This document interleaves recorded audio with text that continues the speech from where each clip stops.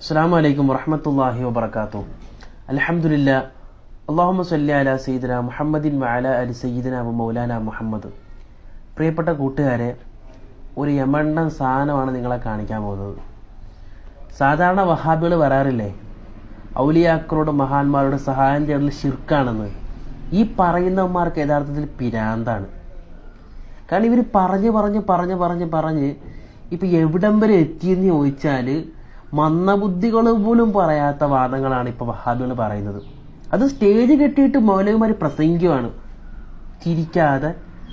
ആൾക്കാരൊക്കെ വലിയ ഭവ്യതയോടുകൂടി ഈ മൗലവിയുടെ പ്രസംഗം കേട്ടോണ്ടിരിക്കുവാണ്. അയാൾ പറയുന്നത് ഡോക്ടർമാരുടെ അടുത്ത് നമുക്കിപ്പോൾ അസുഖം വന്നാൽ ഡോക്ടറെ കൊണ്ട് കാണിക്കുമല്ലോ, രണ്ടാമത് ഡോക്ടർമാരെ പോയി കാണുന്ന ശിർക്കാണെന്നാണ് ഇവരുടെ മൗലവിമാർ പറയുന്നത്. ഔലിയാക്കളോട് സഹായം ചെയ്യൽ മാത്രമല്ല, ഒരു ഡോക്ടറെ കാണിച്ച ഡോക്ടറെ തന്നെ രണ്ടാമത് കാണിച്ചാൽ എന്തായി, അത് ശിർക്ക് സംഭവിച്ചെന്നാണ് പറയുന്നത്. കേട്ടോ നോക്കിയാൽ നിങ്ങളൊന്ന്. ബഹുമാനമുള്ള സുഹൃത്തുക്കളെ, നമ്മൾ ഡോക്ടറെ അടുത്ത് പോവും, ഡോക്ടർ മരുന്ന് തരും, സൂക്കേട് 3 ദിവസം കൊണ്ട് മാറും. പിറ്റേത്ത മാസം സൂക്കേട് വന്നാൽ അപ്പൊ തന്നെ അതേ ഡോക്ടറത്തേക്ക് പോവും. അതിനൊക്കെ വലിയ ശിർക്ക് വരെന്താ എന്നിന്റെ വിശ്വാസം എന്താ? മനസ്സിലായില്ലേ? അസുഖം മാറിയിട്ട് പിന്നെയും ഡോക്ടറെ അടുത്ത് പോയാൽ ശിർക്ക് സംഭവിച്ചു എന്ന് വഹാബികളുടെ നേതാവായ ചുഴലി അബ്ദുള്ള മൗലവി എന്ന് പറയുന്ന ആളാ പറയുന്നത്. ആ മോഹനം വൈദ്യരെയൊക്കെ അറസ്റ്റ് ചെയ്ത സമയത്ത് ഇയാളെ പിടിച്ച് ആദ്യം പിടിച്ച് ജയിലിടണ്ടേ? എന്തൊക്കെ പൊട്ടത്തിനാണ് ഇയാൾ പറയുന്നത്. അതിനെക്കാട്ടി വലിയ ശിർക്ക് ഏതാ ഉള്ളതെന്ന്. അപ്പൊ വഹാബികളുടെ ശിർക്കൊന്ന് ആലോചിച്ച് നോക്കിക്കേ. ഇത്തറക്ക് മന്ദബുദ്ധികൾ, വിവരക്കേടെന്നല്ല ഇത് എന്താ പറയുന്നത്. ഇയാളെയൊക്കെ പിടിച്ച് സ്റ്റേജിൽ പിടിച്ചിരുത്തിയിട്ട് ഇയാളെ ഈ കഴുത പറയുന്ന പോലത്തെ പ്രസംഗം കേട്ടിട്ട് അതും വിശ്വസിച്ച് തർക്കിക്കാൻ വരുന്ന വഹാബികളുടെ തലമണ്ടയ്ക്കകത്ത് ചൈലിച്ചോറല്ലാതെ പിന്നെ എന്നാ ചോറാ ഉള്ളത്? ഡോക്ടറെ അടുത്ത് കാണിക്കാൻ പോയി ശിർക്കാണെന്ന്. ഇനി കേട്ടോ നിങ്ങള് പൊട്ടത്തരവേ. ഞാനിത് സാധാരണ പറയാറുണ്ട്. ഇതിനെപ്പറ്റി പറഞ്ഞപ്പോ ഏതോ ഒരു മുസ്ലിയാര് അതിനെ ഗണ്ണിച്ചുകൊണ്ട് അതെങ്ങനെ മാത്രമേ കാണാറുള്ളൂ അധികവും. ആ ഡോക്ടർ തോക്ക് ശിർക്കാന്ന് പറഞ്ഞില്ലേ, ഇവൻ വട്ടനാണ്, ഇവൻ പിരാന്തനാണ്, ഇവൻ ബുദ്ധിയില്ലാത്തവനാണ്, ഇവൻ ഈ കാലഘട്ടത്തിൽ ജീവിക്കേണ്ടവനല്ലാന്ന് പറഞ്ഞിട്ട് ഇങ്ങനെ ആക്ഷേപിക്കുന്നൊരു കേൾക്കാറുണ്ട്. അധികം അതേ കേൾക്കാറുള്ളൂ. മുസ്ലിയാക്കന്മാര് മാത്രമല്ല, ഇയാളുടെ ഈ വാദം കേട്ട ഏതാളും ഇയാൾക്ക് പറയും മെന്റൽ ഹോസ്പിറ്റലിലോ അല്ല കുസുമഗിരിയിലോ വല്ല എന്താണ് മറ്റേ കുതിരവട്ടത്തെ അഡ്മിറ്റ് ചെയ്യണമെന്ന്. ഇയാള് പറയുന്ന നോക്കിയ സ്റ്റേജും കെട്ടി മൈക്കും കെട്ടി പറയുവാണ്. കഴുതകളാണ് ഫ്രണ്ടിൽ ഇരിക്കുന്നത്. എന്താ സംഭവം? ആശുപത്രിയിൽ നിന്ന് വിളി വന്നു, അല്ല വീട്ടിൽ നിന്ന് വിളി വന്നു ഭാര്യയുടെ കച്ചവടത്തെ കടയിലേക്ക് ഭർത്താവിന്. അല്ല കുട്ടിക്ക് എന്തോ ഒരു അസുഖം, പെട്ടെന്ന് വരണം. ഒരു ഓട്ടോറിക്ഷ വിളിച്ചിട്ട് അയാൾ കടയിൽ വീട്ടിൽ വന്നു. ഉമ്മാനെയും കുട്ടി ആ കുട്ടിനെയും കുട്ടി ഓട്ടോറിക്ഷയിൽ കയറി ഓട്ടോറിക്ഷ ഡ്രൈവറോട് പറഞ്ഞടാ എനിക്ക് പരിചയമുള്ള ഏതെങ്കിലും ഒരു ഡോക്ടറത്തേക്കോ പെട്ടെന്ന് പോകും. ഏത് ഡോക്ടറൊക്കെ സാർ?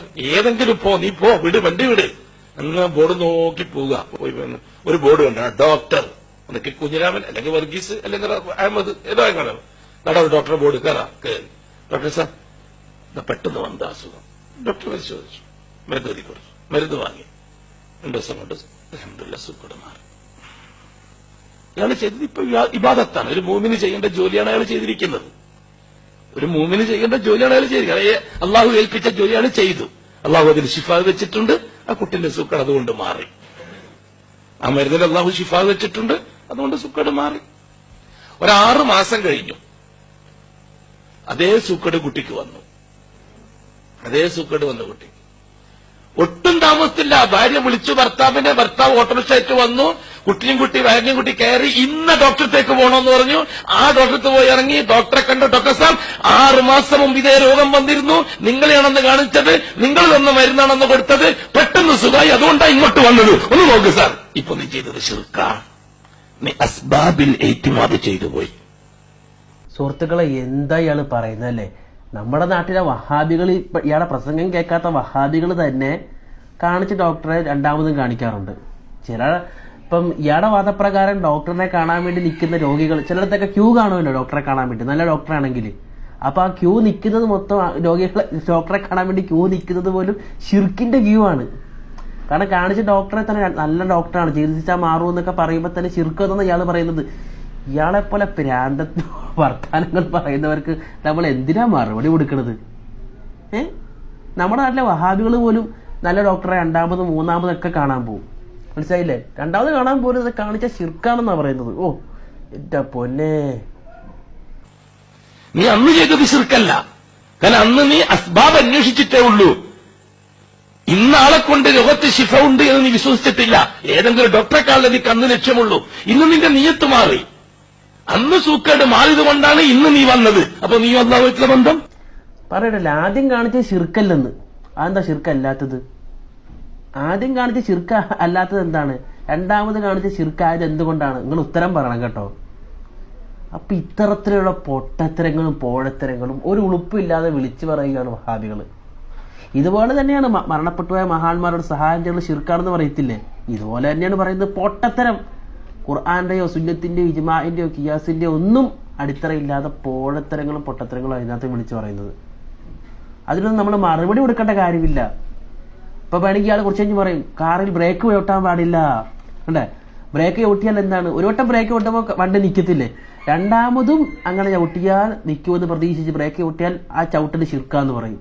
അത് കേട്ടോണ്ട് കൗമിരിപ്പുണ്ടല്ലോ മണ്ടന്മാരായ ആളുകൾ.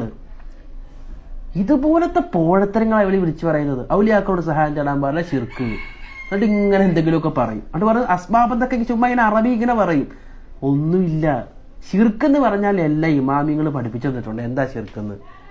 അള്ളാഹു ആണെന്നോ അല്ലെങ്കിൽ അള്ളാഹുവിനെ പോലെ സഹായിക്കുമെന്നോ അള്ളാഹിനെ പോലെ കാണുമെന്നോ അള്ളാഹുവിനെ പോലെ കേൾക്കുമെന്നോ അള്ളാഹിന്റെ ഏതെങ്കിലും പ്രത്യേകത അതുപോലെ വേറൊരാൾക്ക് വെച്ചു കൊടുത്താലേ ശിർക്കാവത്തുള്ളൂ.